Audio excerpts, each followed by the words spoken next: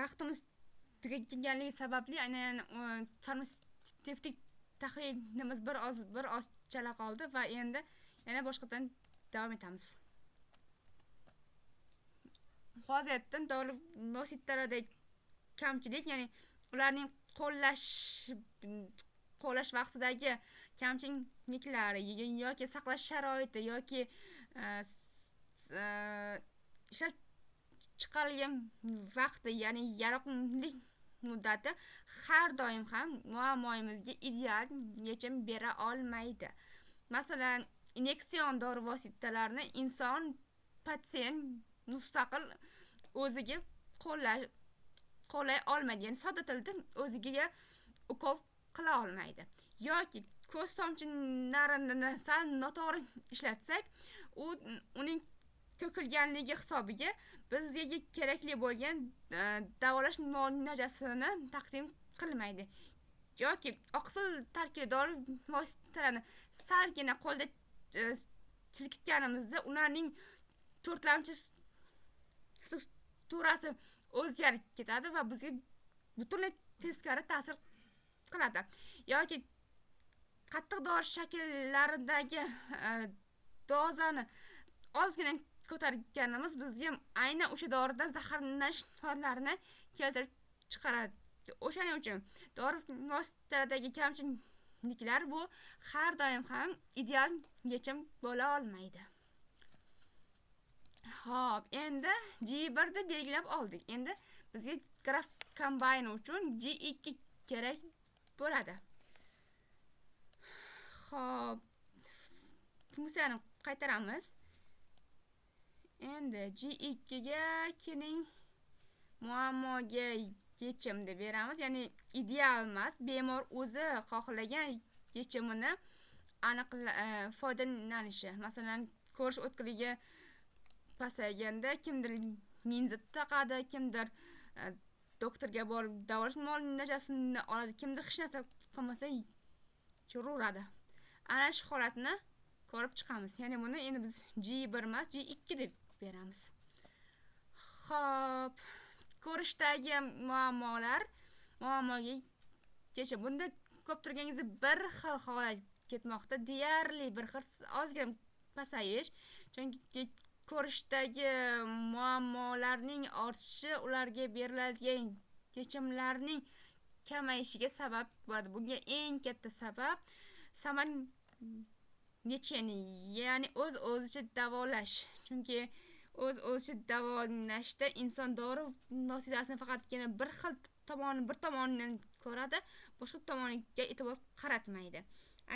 Ana shu uning ko'rish o'tkirligidagi muammolarning ortishiga olib keladi. Xo'p, endi buni biz graf kombayn ko'rinishda keltirib o'tamiz.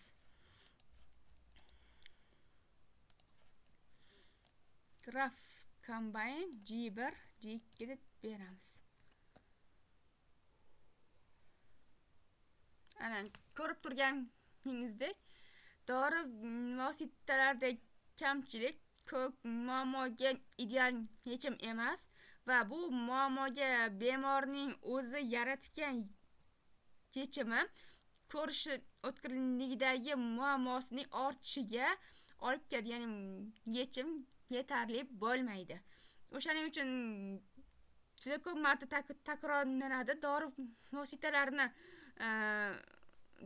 vositalarida istalgan dozada foydalanish yoki po retsepti beriladigan dorilarni biz retseptda qabul qilish mumkin emas. Ko'rib turganingizdek, bu hozir graf kombayn holati. Xo'p, vaqtimiz hali bor. Davom etsak bo'ladi. Endi keyingi holatimiz biz bu funksiyalarimizni do faylimizga обязательно kiritib qo'yamiz. Xo'p, funksiyalarimiz shuni o'zidan copy paste qilamiz. Yoki do fayl oldin ochilgan do faylimizni olsak ham bo'ladi. Va hozirgi yangi faylimizga qo'shamiz. Va grafiklarni birlashtirish deb bersak bo'ladi. Keyingi holatimiz bu bugungi darsimiz uchun oxirgi tushuntirishimiz bo'ladi. Ya'ni bu histogram, bu ham aynan xorijiy tadqiqotlarda juda ko'p marta uchraydi. Histogramda masalan muammoga ideal yechim. Muammoga ideal yechim qanday bo'ladi? Bunda bemorlarning yoshini aytaylik 10 yoshgacha, 20 yoshgacha, 30 yoshgacha deb beradigan bo'lsak, yosh kesimida beradigan bo'lsak, yoshning ortgani sari muammosiga ideal yechimning berilishi ham ortib boradi to'g'ri holatda. Chunki bemorning yoshi ortgan sari u o'ziga berilayotgan tibbiy muolajalarning ta'sirini anglagan holatda ongli ravishda o'zini o'zi nazorat qiladi. Ya'ni unda jismoniy holati, jismoniy va ruhiy holati, ovqatlanish rejimi, kerak bo'lsa parhez va dori vositalarining ichish tartibi. Yosh bolalarda esa aksincha, ular hali yosh bo'lganligi va ularning tibbiy bilimi kamligi sababli ideal yechim kamayib ketishi mumkin. Lekin yoshi ortgan sari ideal yechim ham oshib boradi. Bu lekin chiroyli diagramma chiqdi va haqiqatga ancha yaqin bo'ldi. Shuning bilan bugungi dars uchun mo'ljallangan kodlarimiz o'z nihoyasiga yetdi. E'tiboringiz uchun rahmat. Men bu kodni ham do fayliga kiritib qo'yaman.